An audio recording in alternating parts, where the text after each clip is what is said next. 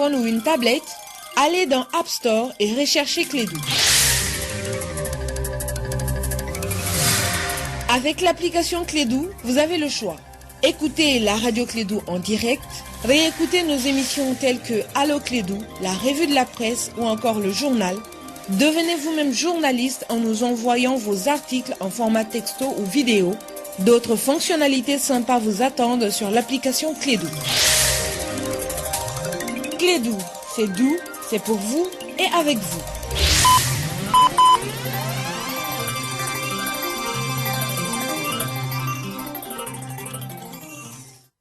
La Sotelma Malitel vous donne l'heure.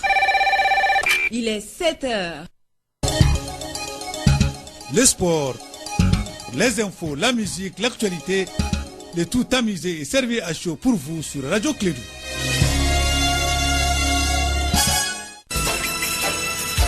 Radio Clédou, le journal avec Sotelma Malitel.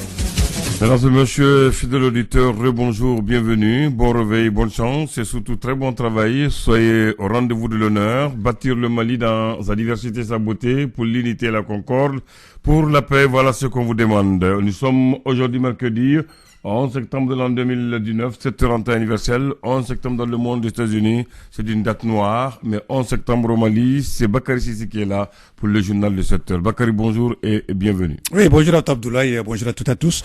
Bienvenue à cette édition, la première de Clédou Info. Dans ce journal, nous allons parler largement de la situation par rapport à la réhabilitation des routes dans notre pays. Après le sud-ouest de notre pays, c'est-à-dire dans la région des Cailles, le mouvement social pour la réhabilitation des routes se poursuit dans le nord de notre pays, à Ménaka notamment, où les habitants réclament le bitumage de leurs routes, à Tombouctou également, où depuis vendredi dernier, un collectif bloque l'accès à l'aéroport, empêchant tous les véhicules, qu'ils soient civils ou militaires, de circuler ou de patrouiller dans la ville. Le gouvernement, face à la situation, a tenu lundi après-midi un point de presse. Cette conférence de presse, d'ailleurs, a été animée par 4 membres du gouvernement. Dans ce journal, le porte-parole du gouvernement, Yaya Sangaré, nous donnera des précisions. Et puis par rapport à cette situation, notre invité, ça sera comment on appelle le coordinateur donc de Tombouctou. Donc là, les jeunes de cette ville, il le disait tantôt, ont levé le blocus sur les petits bateaux. Donc il relie la cité des 305 à Mopti. Ils attendent une délégation gouvernementale afin de négocier avec les ministres sur les autres points de revendication. À la fin de ce journal, donc nous allons recevoir Oumar Baraka, donc il est le chef de collectif et les gens au téléphone par Kassim Traoré.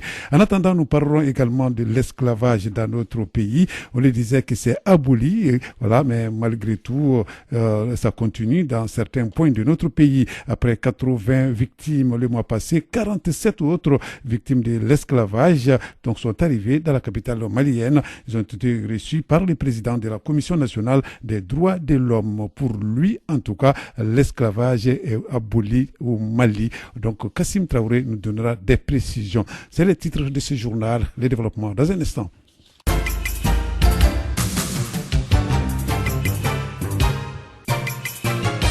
Et bienvenue donc à cette édition, la première de Clédou Info. Aujourd'hui, nous sommes le mercredi 11 septembre 2019. Je le disais dans les titres, suite à la montée des revendications citoyennes fortes, le gouvernement du Mali a tenu un point de presse. C'était le lundi dans l'après-midi en présence des 4 ministres du gouvernement. Le gouvernement donc a tenu ce point de presse. C'est la suite à la montée des revendications. Ce point de presse a été animé, je le disais tantôt, par 4 ministres, à savoir les ministres en charge des infrastructures et de l'équipement, Traoré Zinebou Diop, le ministre de l'Agriculture, Moulay Ahmed Boubacar, le ministre du Dialogue social, du Travail et de la Fonction publique, Oumar Abdoul Diko, et le ministre de la Communication chargé des relations avec les institutions porte-parole du gouvernement. L'objectif de ce point de presse est de parler du blocage des routes de Caille, Tombouctou, Ménaka, Bamako et Gao par la jeunesse de ces localités. Nous allons écouter ici le ministre en charge de la communication et porte-parole du gouvernement, Yaya Sangaré. Les propos sont recueillis par Mariam Kamara. L'extrême dégradation de certaines routes vitales de notre pays. Hier, c'était la route de Caille avec l'opération Silako. Aujourd'hui, c'est Tombouctou, c'est Ménaka, c'est Bamako, c'est Gao. On ne sait pas demain où cela va se dérouler. Et le gouvernement de la République du Mali a conscience de la souffrance des populations et reconnaît la légitimité de ces actions citoyennes qui sont une façon spécifique de s'exprimer en démocratie. Le gouvernement de la République du Mali appelle seulement notre jeunesse à plus de retenue dans l'expression de ces revendications citoyennes dont la forme actuelle est fortement préjudiciable aux efforts du gouvernement pour résoudre les problèmes du pays dans la situation de crise que nous vivons. L'obligation de redevabilité est une raison d'État à laquelle le gouvernement du Dr Bobo Cissé ne se soustraira jamais. Mais dans un contexte de réalité des ressources, le gouvernement n'a pas les moyens et ne peut satisfaire tout et tout de suite. La réalité du pays est aujourd'hui connue de tous. Notre pays est à une étape charnière de son évolution. Jamais dans l'histoire, nous n'avons fait face à une telle situation de crise profonde et multidimensionnelle. Je vais parler à l'un des leaders du groupe de jeunes sur le terrain à Tombouctou. Il est compréhensif, positif et même rassurant. Nous avons un pays à construire, sinon à reconstruire. Pour le faire, nous avons besoin aujourd'hui du calme et de la sérénité.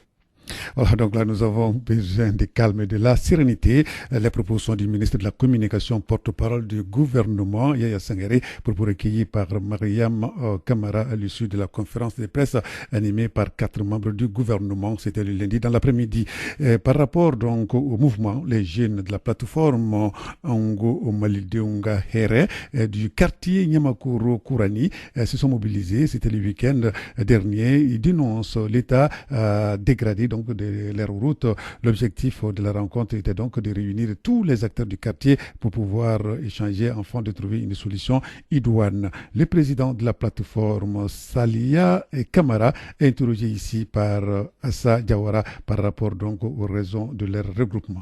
Notre plateforme est un consortium d'associations. Le but de la rencontre d'aujourd'hui, c'est tout simplement parce que dans les quartiers environnants, les quartiers qu'on appelle les quartiers riverains de la zone aéroportuaire de Bamako-Sénou, sont confrontés à un énorme problème.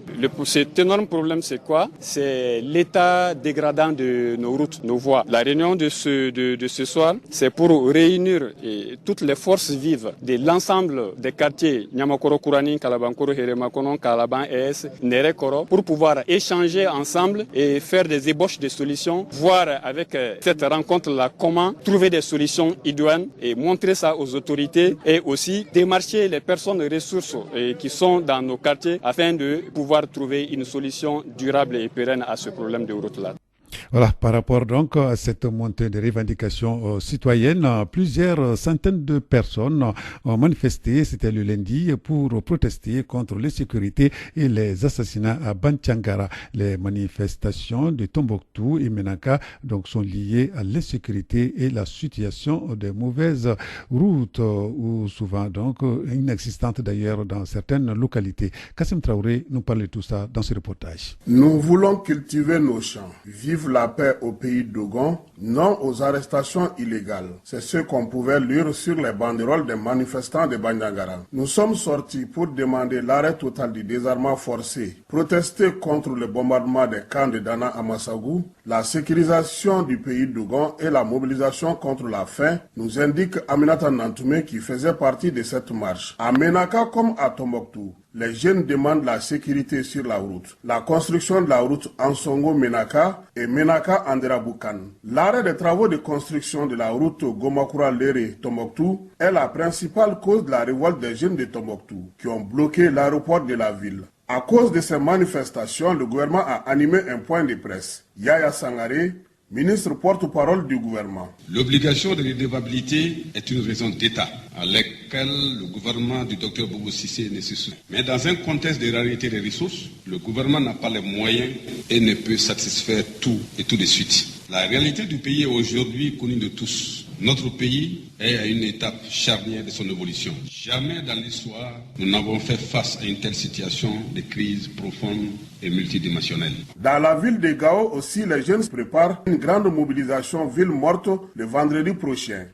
Alors merci Kassim Traoré ici à Bamako. La 15e édition du camp national d'excellence des élèves et étudiants du Mali a débuté le 9 septembre dernier. Cette édition doit prendre fin le 21 septembre de ce mois. Les thèmes retenus cette année est tous pour une école apaisée et performante. Cet exercice vise à réunir les enfants excellents du Mali pour qu'ils puissent mieux se connaître et échanger entre eux sur la construction du Mali de demain. Nous allons écouter ici Temouri Tulonta, ministre de l'Éducation nationale. Les propos sont recueillis par Assa Diawara. Je crois qu'il est important de faire un rappel. Le rappel, c'est que cette année scolaire a été suffisamment perturbée. Dieu merci, nous venons aussi de boucler les examens. Beaucoup de résultats sont déjà parus. Il nous reste dans quelques jours le BT. Le camp d'excellence est une tradition instaurée par la Troisième République pour célébrer les valeurs. Il est important qu'on perpétue cela. Donc nous sommes très heureux pour une année qui fut difficile d'aller couronnement, qui est justement le camp d'excellence qui sera ponctué au final autour du président de la République le 21 septembre par la journée de bon élève. Donc c'est une satisfaction que nous marquons à l'endroit de la communauté éducative qui s'est dite quelque part notre devoir de parents, notre devoir de syndicalistes, notre part de responsabilité historique, c'est de donner le maximum de nous-mêmes pour que l'école continue, pour que les élèves puissent effectivement continuer les cours, pour que les examens soient. Et nous avons constaté que, contrairement à ce qu'on semble dire, nous avons d'excellents élèves. Et vous les avez vus, avec des moyennes qui ne sont pas, pour ceux qui ont suivi, alors effectivement les déroulements des examens ne sont pas des moyennes données. Donc nous sommes très fiers de voir que notre école produit effectivement des champions en herbe qui vont confirmer certainement dans les années à venir en classe supérieure. Temouri Tulonta, ministre de l'Éducation nationale, propos recueillis par Assa Diawara. Je le disais dans les titres, en tout cas pour le président de la Commission nationale des droits de l'homme, l'esclavage est aboli dans notre pays. Mais il continue donc à avoir des victimes. Après les 80 victimes du mois passé, 47 autres victimes de l'esclavage sont arrivées à Bamako. Un d'entre eux d'ailleurs est arrivé gravement blessé. Ils ont été reçus donc par le président de la Commission nationale des droits de l'homme. Reportage signé Kassim Traoré. Les yeux rouges, une partie de son crâne blessé, Tontou Diakité fait partie des 47 victimes de l'esclavage qui ont quitté le village de Kaendra dans le cercle de Diema. Agibou Boiré, président de la Commission nationale des droits de l'homme. Qui avait été emprisonné pour trouble à l'ordre public. Et lorsqu'il a été relaxé, il est retourné dans son village. Et malheureusement encore, les habitants de là-bas l'ont passé à tabac. Il a subi des sévices corporels. Il a été battu à sang. Toute chose qui est inadmissible. Donc les plaintes ont été introduites. Les procédures sont en cours. C'est suite à l'agression de Tontou Diakité que d'autres habitants de Kaendra ont préféré quitter. Parce que la même menace plane sur leur tête, donc ils ont préféré revenir encore. On a maintenu notre position par rapport à l'interdiction formelle de l'esclavage. Et depuis, nous sommes en train de nous battre pour empêcher que l'esclavage continue dans cette localité précisément. Selon l'homme de droit, l'esclavage est interdit au Mali.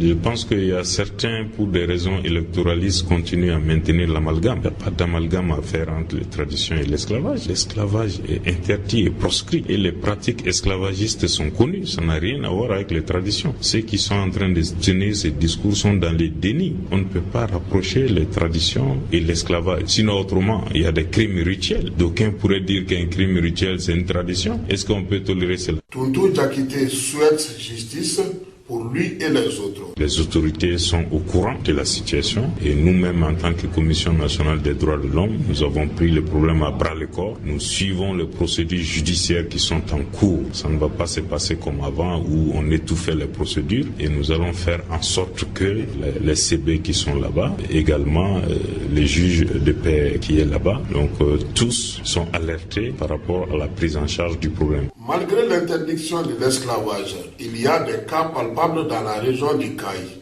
et certains cas sont instrumentalisés par des hommes politiques.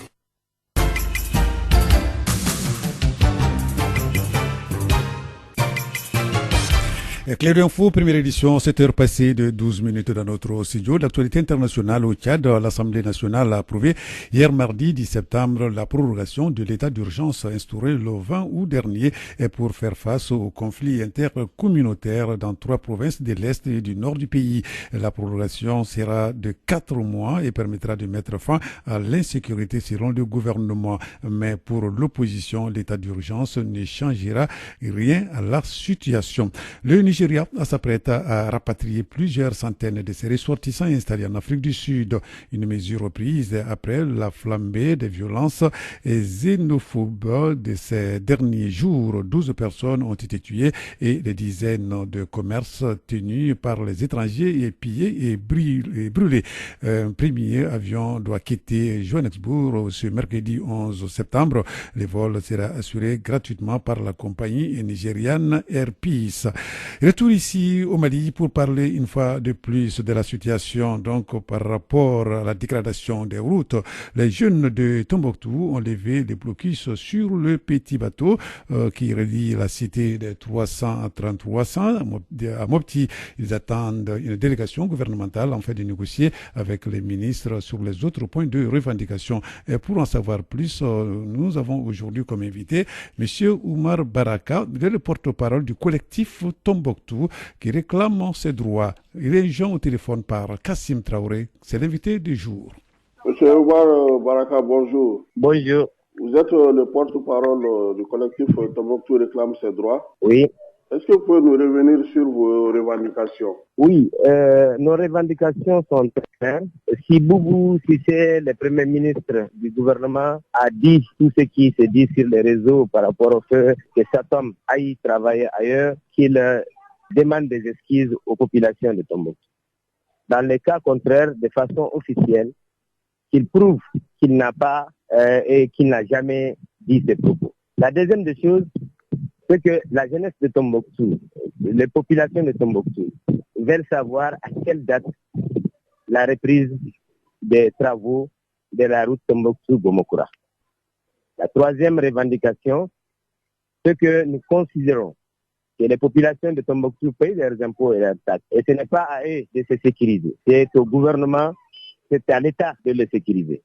Quelles sont les mesures, les dispositions mises en place pour sécuriser les populations et leurs biens? Voici nos 3 revendications. On voit qu'il y a l'imam de la grande mosquée de Tombouctou qui avait porté un démenti où cela ne vous suffit pas. Non, cela ne suffit pas. Nous pensons que, c'est-à-dire Boubou Cissé, Premier ministre, pouvait faire un geste lui-même de façon officielle pour dire « je n'ai pas dit ». Ce n'est pas à l'imam de dire cela. Nous ne savons pas s'il a appelé l'imam ou... Bon, nous ne sommes même pas au courant du fait que l'imam a demandé. C'est que ça va continuer comme ça tant que nous n'avons pas satisfaction. C'est tout Tombouctou qui réclame cette route-là. C'est tout Tombouctou qui réclame les revendications du collectif Tombouctou, réclame ses droits. Monsieur Baraka, 5 membres du gouvernement étaient devant la presse. Ils disent que la route Tombouctou est liée à des problèmes d'insécurité et non de manque de financement. Qu'avez-vous à dire? Non, nous disons complètement que si le gouvernement du Mali négocie franchement, s'ils ont une bonne collaboration avec leurs partenaires qui sont présents ici, ils peuvent bien mettre la sécurité à Tombouctou. Il s'agit de négocier avec leurs partenaires, de mettre des dispositifs en place et de faire cette route-là. Et pour nous, c'est véritablement possible. Si le financement est acquis, comme je vous l'ai dit tout de suite là, ils peuvent bel et bien mettre un dispositif de sécurité sur ces routes-là et assurer, c'est-à-dire la protection des travailleurs et faire cette route. C'est bien possible. Donc malgré leurs interventions, vous restez sur votre position? Et nous avons échangé sur des choses. Nous avons demandé également, une fois que ce que nous avons demandé est acquis, qu'ils puissent venir ici à Tombouctou, que nous négocions nos revendications. Et par notre bonne foi, nous sommes actuellement au niveau du quai à Koriomé pour libérer les petits bateaux. Je pense qu'une fois que nous serons ensemble à table négocier, il sortira quelque chose de cela. Et l'aéroport, vous allez le libérer quand? Nous allons le libérer une fois, si on s'est compris sur l'échange qui aura lieu entre eux et nous demain. Donc le gouvernement doit venir à Tombouctou? Une délégation, normalement, doit venir à Tombouctou. Les petits bateaux, le gouvernement a montré de bon foi. Nous avons échangé avec les porte-parole du gouvernement. Nous avons échangé avec les porte-parole du gouvernement. Et ils sont de bonne foi à venir pour que nous puissions échanger ensemble. Donc, pour montrer notre bonne foi, nous également, nous avons décidé de libérer les petits bateaux pour montrer que cette révolution à Tombouctou n'est pas une révolution pour révolutionner. C'est juste pour trouver une solution à des problèmes qui sont ici à Tombouctou. Et pour la libération des voies, qu'est-ce que le gouvernement doit faire maintenant? Le gouvernement doit simplement accepter nos revendications. Avez-vous un mot de la fin, M. Baraka? Oui, c'est pour dire à toutes les populations du Mali que la jeunesse de Tombouctou n'est pas une jeunesse violente. Si le monde entier a vu ces revendications et la manière dont nous avons procédé, nous n'avons à aucun moment été violents. Tout ce que nous avons fait, nous l'avons fait dans la légalité des choses. Seulement, dans une révolution, il arrive des moments où, lorsque nous voyons ce qui se passe, lorsqu'on néglige les populations de Tombouctou, nous sommes obligés de prendre des dispositions pour nous faire entendre. Merci beaucoup. Merci. Voilà, donc là, c'était M. Oumarou Baraka. Il est le porte-parole du collectif Tombouctou réclame ses droits, propos recueillis par Kassim Traoré. Ce qui met fin à cette édition, la première de Clé d'Info.